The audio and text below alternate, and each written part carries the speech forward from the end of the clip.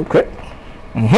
Hanyuma uwitwa Mushi ati abanyamakuru baragwira pe, ati ubu iki ni ikibazo cy'umunyamakuru kwere. Hanyuma uwitwa M cyangwa se Izabayo Emmanuel, hanyuma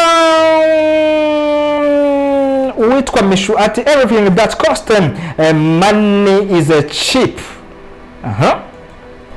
Uyu muntu yanditse nabi kabisa. Ikibazo gifite ubaza, ikibazo ufite ubaza nta bagenge wasizemo ugasubizwa ubusa. Abatipe bariseriye ngo yitwa ngo forgive them. Uyu nguyu rwose we yaje ari kasha, yagize ati mumbabarire niko byanditse kuri screen zanyu mwagenda mubibona, ati indaya kuzibaza aho zivana amafaranga ubusa n'uziteye icyuma.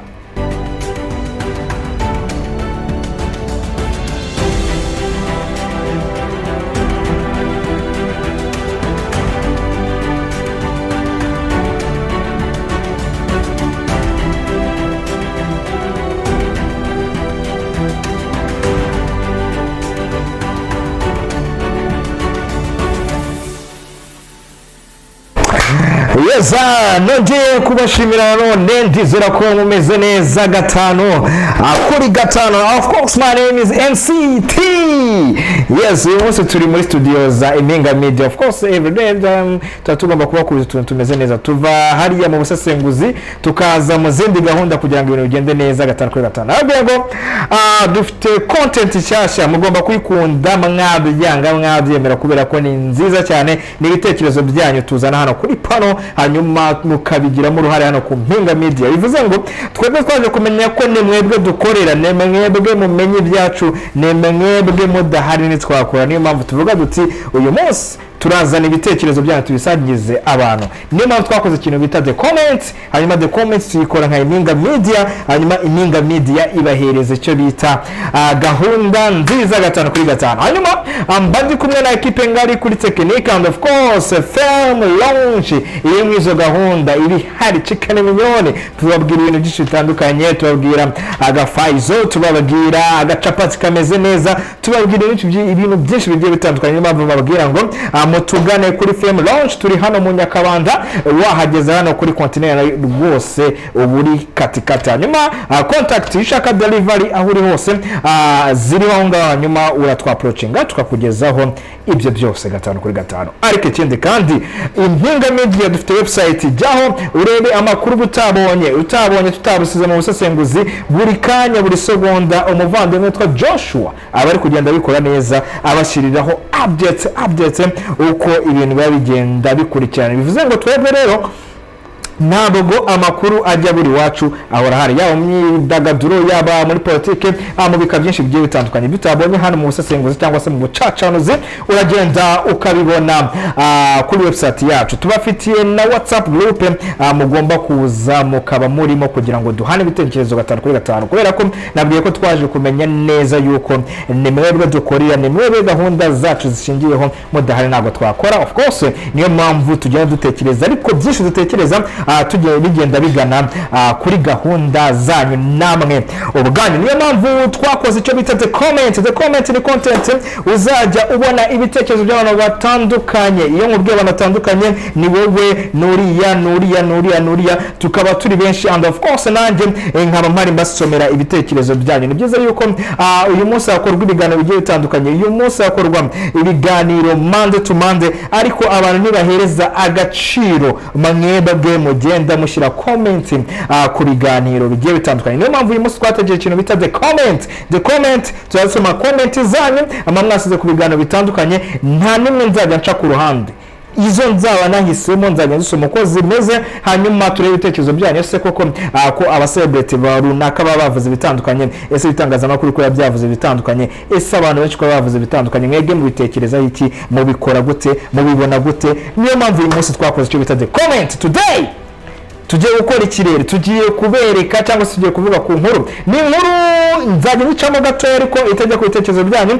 Ni inkuru yavuzwe cyane cyangwa se ikomeje gutigisa imihanda yaba mu mujyi wa Kigali yaba mu gihugu cyose. N'umwari Mutesi Jolly ni Miss Rwanda ni 2013 na 2018 hagati aho ngaho ni umwaka umwe muri iyo ngiyo ntabwo mbyibuka neza, ariko ku byatangajwe nawe abajijwe ku kijyanye n'imitungo genda yerekana cyangwa se ibyo agenda yerekana umunsi ku munsi, avuga ati naguze imodoka nshyashya ejo bundi mwabonye inzu imeze neza. Umunyamakuru w'igitangazamakuru kimwe aramubaza ati ariko se abakunzi bawe ko bavuga yuko ibintu utunze ugomba gusobanura aho biva, urabitekereza iki? Ibyo yasubije yavuze yuko biri no sense, ariko nawe tugiye kureba ese koko abakunzi ba Mutesi Jolly basubije iki cyangwa se babyanzuyeho gute cyangwa se bareactinze gute nyuma yo kumva umucelebrity wabo cyangwa se umukobwa bafatira icyerekezo ababwira yuko bari kubaza no sasa kubera ko kuri abarije abaturage cyangwa se ababajije abamukurikira umunsi ku munsi. Tugiye kureba muri the comment turebe mwavuze iki, nabwo ko nzajya nsoma izina ryawe, nimba utukana nkajya ngusoma ukabona wigarukamo inshuro nyinshi, kazi yako si kazi yangu. I'm telling you. Ariko noneho tugiye kureba noneho mwasubije iki. Ni post iri kuri X, nifashishije urubuga rwa X kubera ko nibyo byari kubyanyoroheye kugira ngo comment zanyu mbashe kuzicishamo amaso, ariko noneho nifashije account muri kubona kuri screen zanyu nkuko muri kugenda mubibona kuri screen zanyu. Ni account muri kugenda musoma aho titeye muri vuga ngo ese kuki amafaranga atera ubwiyemezi mu Rwanda, ese ni mu Rwanda gusa? Hanyuma atindebera uyu mwari usubiza atya, bivuze ngo uyu wabyanditse uko nguko ashobora kuba ibisubizo Jolly yatangaga nawe byamucanze cyangwa se byamuryoheye, simbizi, ariko tugiye kureba comment zanyu. Are you ready? Nimba uvuga ubusa nyine ubwo ngubwo hano turaza kukuvuga, hanyuma nimba uvuga ibintu bimeze neza rimwe nene turabitumira n'abantu tubona ko bavuga ibitekerezo bimeze neza, baje tuganire tubabwira ariko tubona uvuga ibintu bimeze neza cyane nta kintu wabwira abanyarwanda, kubera yuko nimba ujya muri comment ugafata umwanya ugashyiraho comment bivuze ngo n'ubundi ufite ibitekerezo cyo guheza abanyarwanda. Uyu nguyu yitwa ngo forgive them. Uyu nguyu rwose we yaje ari kasha, yagize ati mumbabarire niko byanditse kuri screen zanyu mwagenda mubibona, ati indaya kuzibaza aho zivana amafaranga ubusa n'uziteye icyuma. Ashyiraho utu-emoji turimo turarira,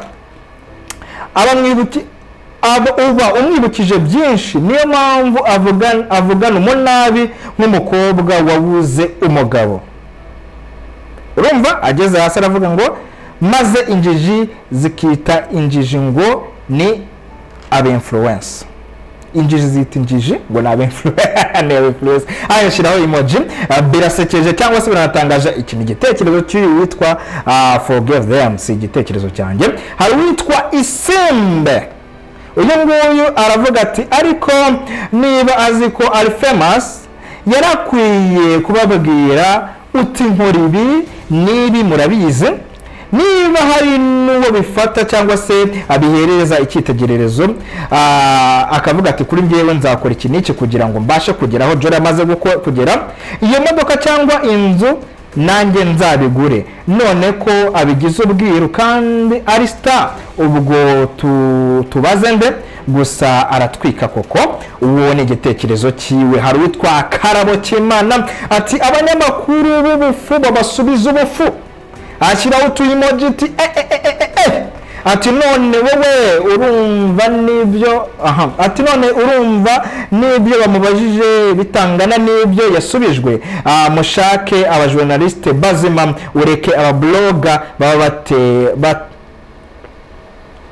bateye kamera bameze nk'inzuki ku muntu, ajye abanukira nta no kwiha, ati ajye abanukira ati nta no kwihangana, ati ntakajya abahiriza nyine, donc we ajye abakubitira mu mavi nyine vuba vuba kawaida kugira bigende neza. Hanyuma undi ati uyu yitwa True Life, ati hirya yitwa ati True Life, ati ese kuki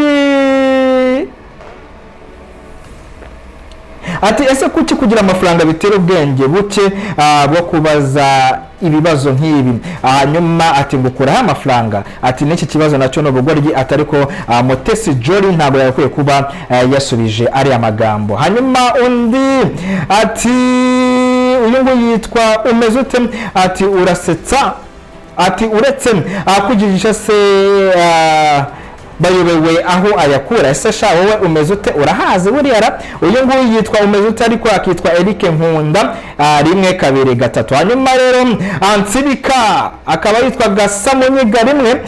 Uyu yagize ati ubuzima nubwe ariko ikiriyo ni cyacu papa. Tubuzima nubwe ariko ikiriyo ni cyacu. Ahangaha iyi ni message ikomeye cyane. Ubuzima nubwe ariko ikiriyo ni icya.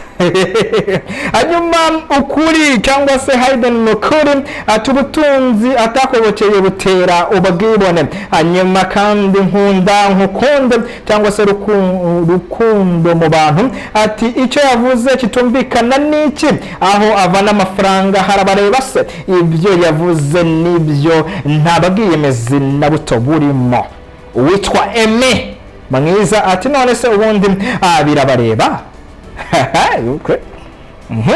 Hanyuma uwitwa Mushi ati abanyamakuru baragwira pe, ati ubu iki ni ikibazo cy'umunyamakuru kweli. Hanyuma uwitwa Emi cyangwa se Izabayo Emmanuel ati none se ubundi yabazaga iki, ikibazo ni General Auditor wagakwiye kuba akibaza. Ati nge mba numva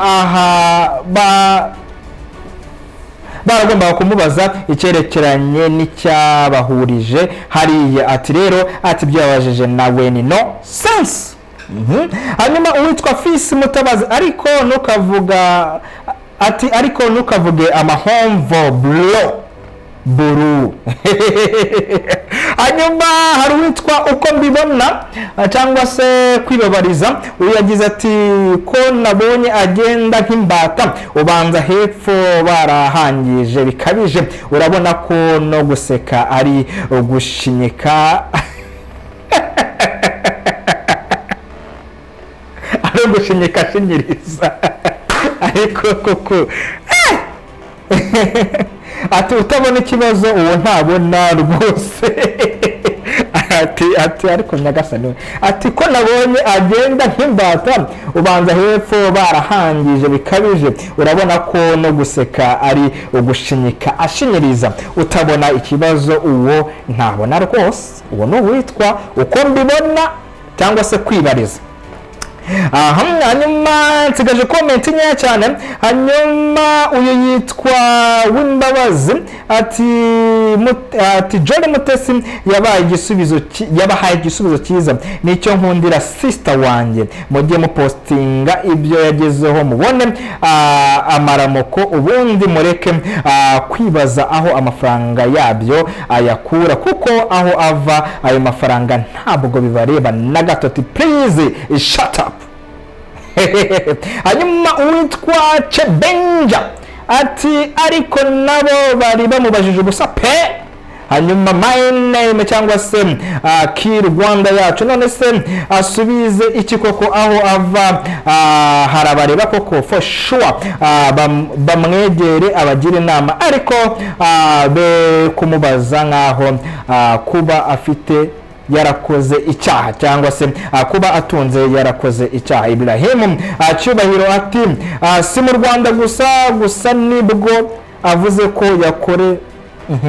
Iyi message ariko ndaya kunimeze ati si mu Rwanda gusa, ashyiraho agatangaro gusa nibwo ashyiraho akadomo no sense nawe wanditse, avuze ko ayakorera mu mirimo itandukanye akora bitwaye kiko atari audit ngo araha abafana be details.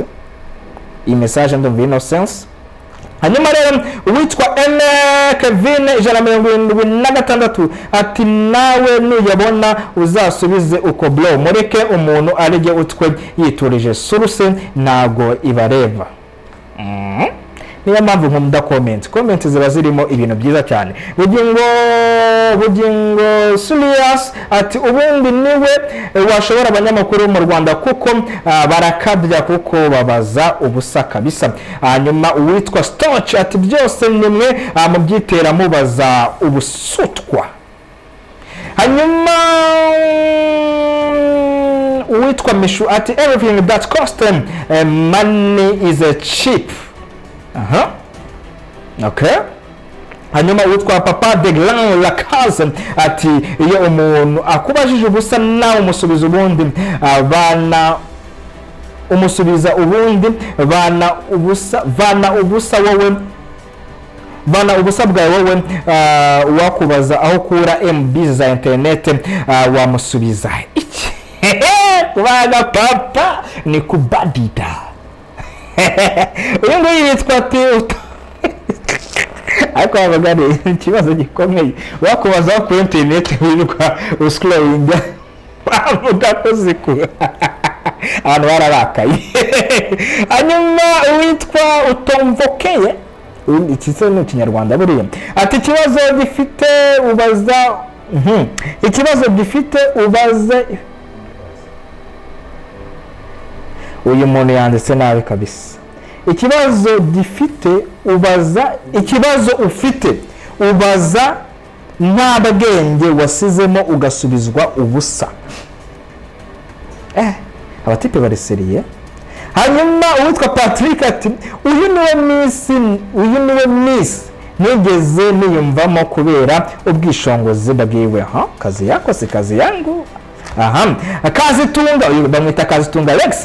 Impamvu nuko mu Rwanda dukira twabanje gutindahara, niyo mpamvu uri kubazwa ibyo bibazo. None se uyu nguyu yitwa Pekila ati none se niba bitatureba kuki iyo yaguze imodoka ayipostinga nabyo ntabwo bitureba ajye abyigumanira. Hanyuma rero ndikure nkabi mbega izina iragoye ariko yitwa Imagine, ariko yitwa ndakureba nkakwibagirwa.